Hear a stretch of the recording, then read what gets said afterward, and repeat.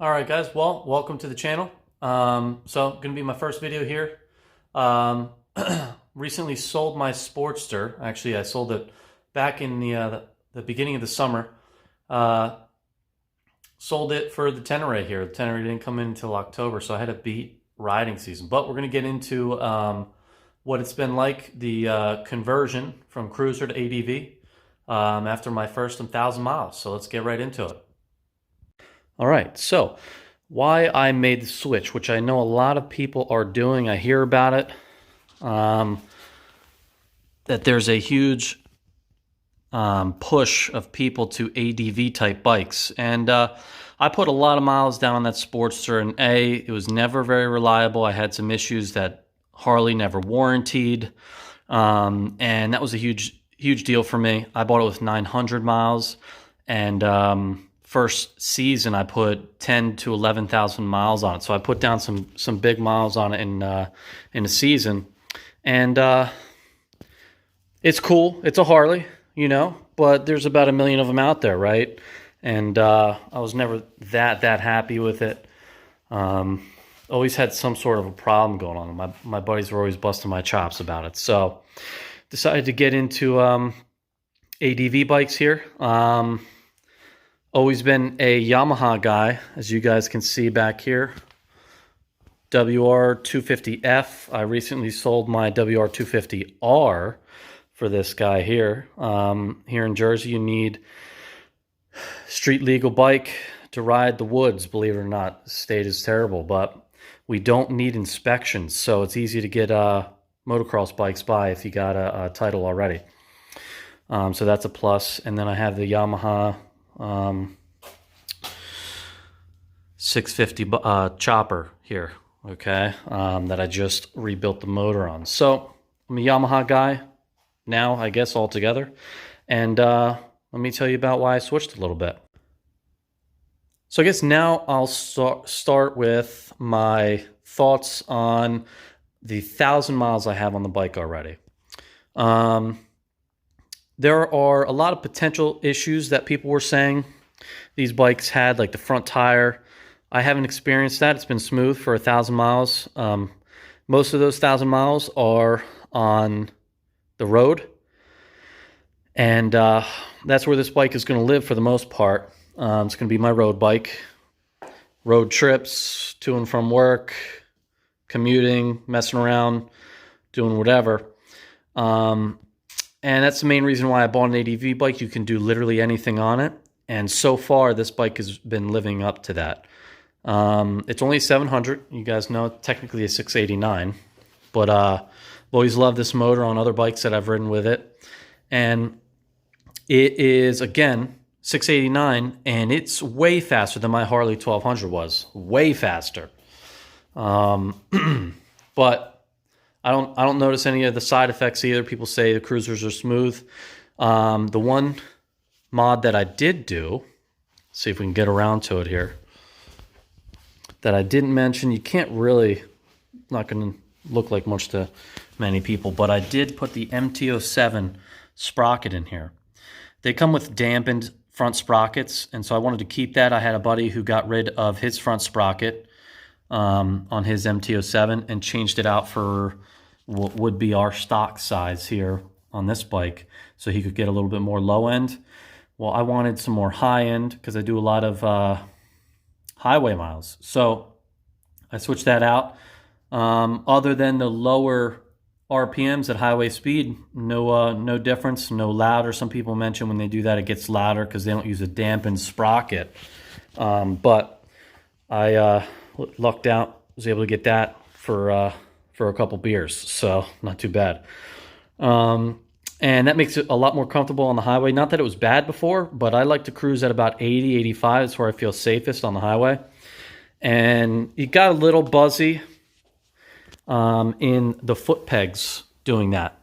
And so this cut down on that a lot. I'd say RPM's down 500-ish, in that range. I didn't get it down to a science or anything, not too concerned with it, as long as it feels better. But it does. It feels better for the long haul. And honestly, if you were, cruising out, I'm from New Jersey. If I wanted to cruise out to like the area Revzilla did their review, Bald Eagle State Forest, and then do some tough riding there, it's a very quick job to switch out a sprocket. So you could ride the bike there with the bigger sprocket, get good gas mileage, and get there a little bit quicker maybe, and then just switch it out, you know, so not a big deal. But there are reports of people putting down some huge miles on these things on stock gearing. So, you know, do your thing. But I just wanted to make it a little bit easier on the bike here. I've also seen some people mention that it's not a very stable bike on the highway. I found that it was, actually. I don't have the high fender kit. I do have the stock fender up higher because it is adjustable. Just loosen these bad boys up here and you can slide up or down a little bit.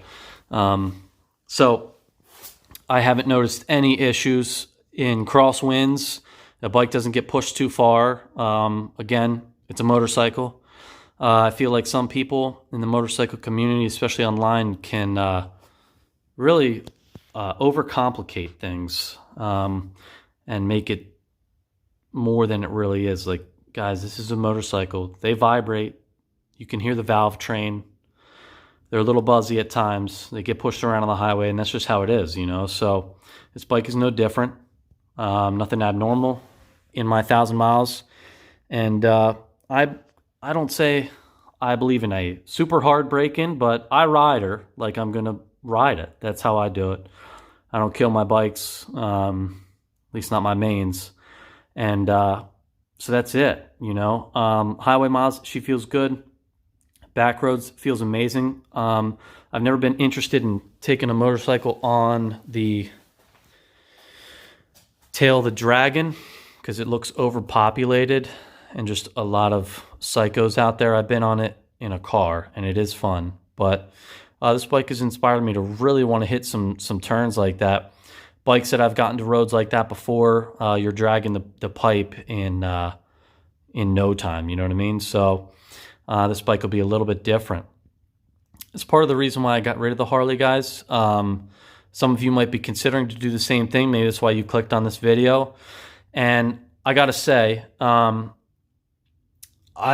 won't go back to touring on a cruiser, especially for not for the price that they go for. You know, some of the big actual touring bikes. So my reason for doing it is there was a couple road trips last year on my Harley where we came up to a really cool road that was either not maintained anymore or was just a completely dirt road. And on the Harley, it's not too fun, you know? So on this bike, you can hit anything and everything you want. There's even guys doing that trial type of stuff. So just think about that. If you want to crush some real miles, or if you want to cruise the back roads, the dirt roads, quad trails, this is the bike, man, for sure. Next up, I see some people complaining about the seat.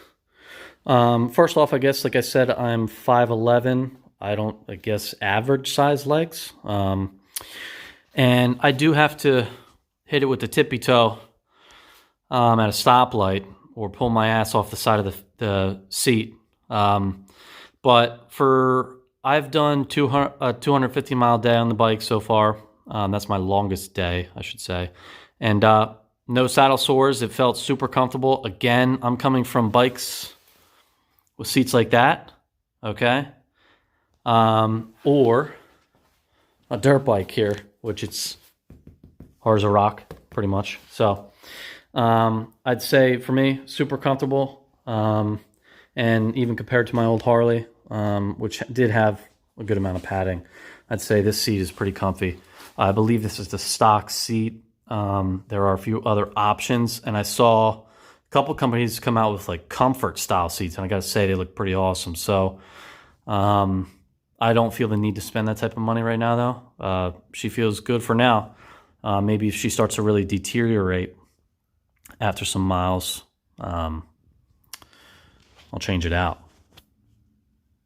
All right, guys. So the first thing that I noticed, I guess one dislike of mine, was the stock windscreen. Okay.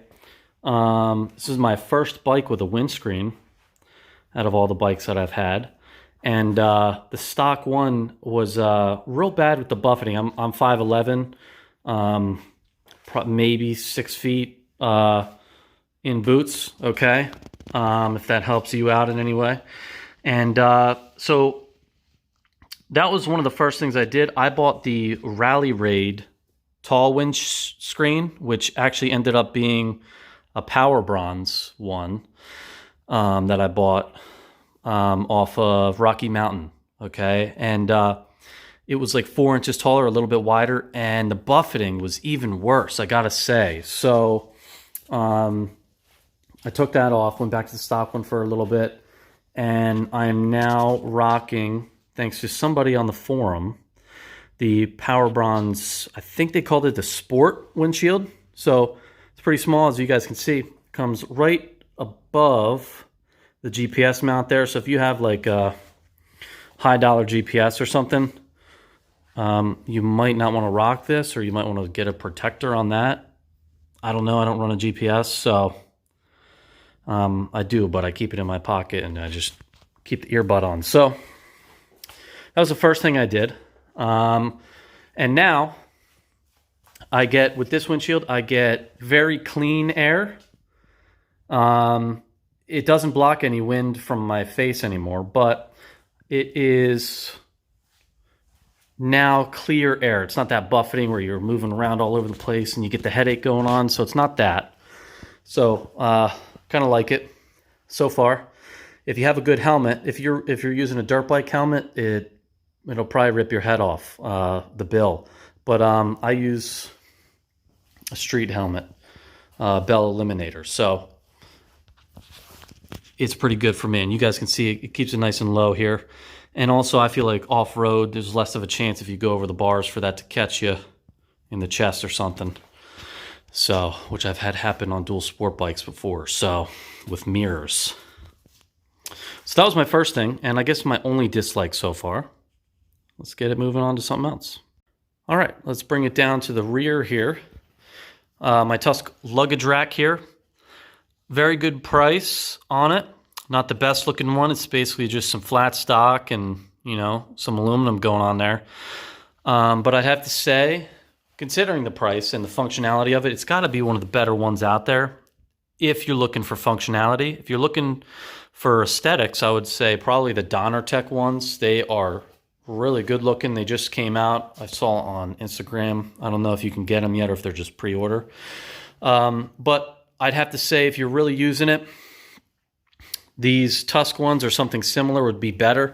There's more, looks to be more places to strap things down to on the outside. And my thing was with the Donner Tech ones, I'm not sure how you get a bungee like this onto there without it rubbing on your paint, because it sits real low right above the fender there. So that was my thing there. And, you know, because you never know, although the bungees aren't ideal, you never know what you're going to run into out there on the road. So that was another big thing I did. And I just have an old sissy bar bag on there. Not for the time being. I don't really feel the need to get one of those ADV bikes, bags, I should say. It's an old Mad Squirrel leather bag. They make awesome stuff. And it's like a little messenger bag, basically. But sissy bar bag works perfect. And my luggage is squared away now.